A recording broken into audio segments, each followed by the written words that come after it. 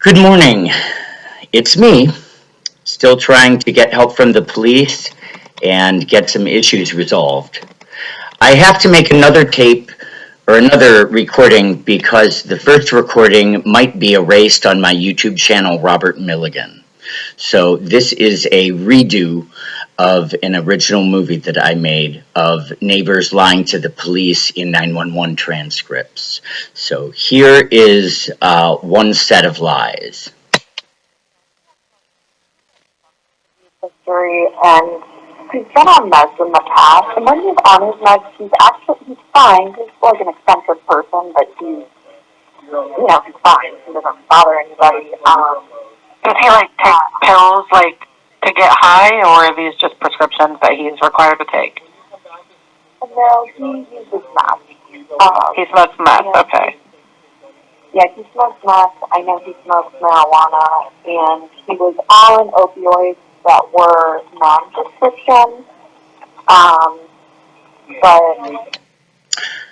There are two lies. Those can be easily determined to be lies by looking at my medical records, because there are 22 occurrences of me testing negative for marijuana and 21 of being negative for opioids.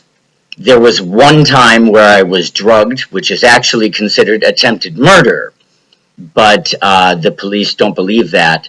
How my neighbor found out that that occurred is a problem, because that information must have come from the police, which is a violation of my HIPAA rights, to not have my medical information disclosed to other people. Then there is this. Columbus Police 911. Hi, my neighbor at 434 Midgard Road is having a severe paranoia episode, and anyways, I think he needs some help. Okay, what's he doing? What's going on? Well, he's seeing people that aren't there. He's hearing voices that aren't there. He's asking these people that are there to leave, and they're not leaving. And he has a flashlight, and he sees reflections. First of all, I need to explain that V2K, which is the microwave auditory effect and was first successful in 1974, is what is really going on. And those are facts. But the police and the field of psychiatry do not believe in the science behind microwaves causing sound within inside one's head. So that's a problem. Here we go, continuing. And he says that there are people there, and I went over to ask him if he needed help. I asked him if he would like me to call the police, and he said no, the police have been to his house. Yeah, the police said, or I said no, the police don't need to be called. What happened after that, when she came over, 4 minutes later, the squad car pulls up, which means that she called before she went over, because there's no way on earth that a dispatched officer would be there within 4 minutes. Before, he's a very gentle man, but he has some severe psychiatric trouble. So Okay. that's what's going on. And the Secret Service has been to my house about him before, and This is the first time in a message that she mentions the Secret Service. Not me, but she. So it's episodic, but I really feel sorry for him. And I went over to ask him if I could help, and and he wanted me to see the people that he was seeing. So Okay. anyway, that's what. One of the things that happens with remote neuromonitoring, or can happen, is visual hallucinations can be produced electronically with microwaves and radio frequency radiation. Just putting that out there.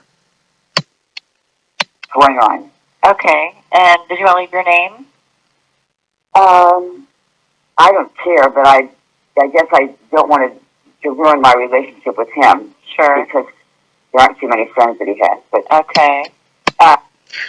I don't have any friends because they don't believe my experience of what's going on, and this neighbor actually sabotaged my relationships with all my fraternity brothers because of what she shared with them that they won't tell me about. That's what the neighbor called, and what's his name? his name is Robert Milligan. He's known as Rem, R-E-M. How old is he? 50-ish. He's a retired Columbus public school teacher. He's not retired Columbus public school teacher, but he is on medical leave from Columbus public school. Medical leave? Yeah. And what did he do for him? He was. How does my next door neighbor know my employment status? Where's she getting her information from? The police! The police are divulging my records. A teacher in Columbus public schools. To a third party. School teacher. And, yeah. So it's sad to watch, and I really hesitated to call the police because I hated to do that, but yeah. She calls all the time. She calls the police and NetCare.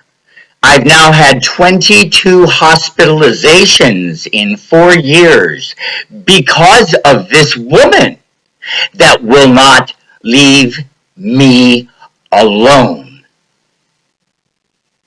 They've been to his house before, and I'm sure that somebody gentle is going to come that understands that he's able to help them. But after the Secret Service was here, he had gone to Washington, D.C., and anyways, they... Secret Service? Yes, Secret Service. Did they say why they were there? Here it is again. 3 times in the same conversation, she mentions Secret Service. Hold on. Yes, they did say why they were there, because he drove to Washington, D.C. with his computer to share with the president information that was on his computer, and the Washington police arrested him, and so he then drove home, and then the Secret Service followed him or something, but anyways, he gave... I was not arrested in Washington, D.C., and my arrest record will prove that, but the police refused to cross-reference the information to determine that the people that claimed they were Secret Service were actually imposters, setting me up and ruining my reputation.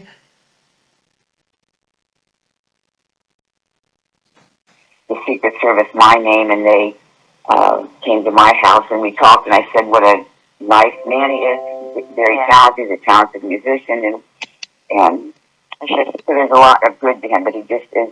Pretty much losing it, having an illness. Okay, let's see. Pretty much losing it.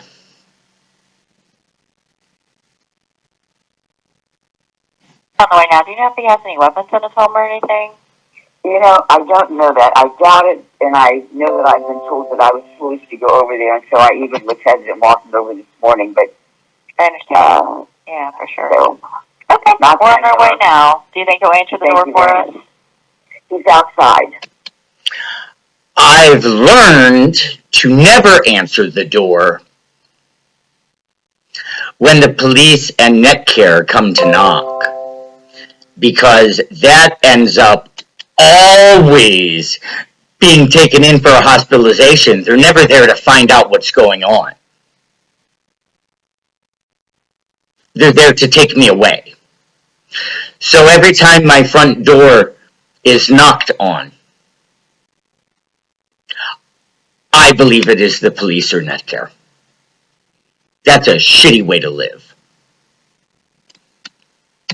Oh, okay. So I think where is he outside? He's in the front of the property. Actually, he's on the neighbor's property right now. So Okay. What's he And he look has like? on No a- white or black? he's a white thin male, and he has on either bathing trunks or his night trunks, but he doesn't have a shirt on. And he has a flashlight in his hand. So A flashlight. anyway, Okay. yeah. So Okay. it'll be noticeable. Thank you very much. Thank you. Bye-bye. Bye.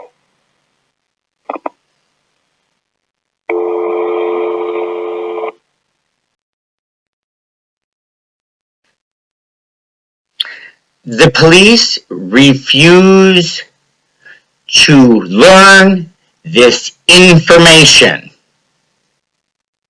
And that has ruined my life. I need the police to do something for me. And they've refused for months and months and months. And I have been trying to deal with crimes in my neighborhood that have been committed for 3.5 years. And they refuse to let me report the crimes to them so that they can be made aware of it and maybe investigate. I was able to get one report filed of the two men who came into the neighborhood. And I said, please have the investigator contact me because I have more information for them. Do you know what the police did? They deemed it a miscellaneous incident and never investigated the federal crime, even though I requested follow-up. What kind of benefit are the police if they won't look into things? I need this resolved, and I need it taken care of, and I need my reputation back on track. Have a good day.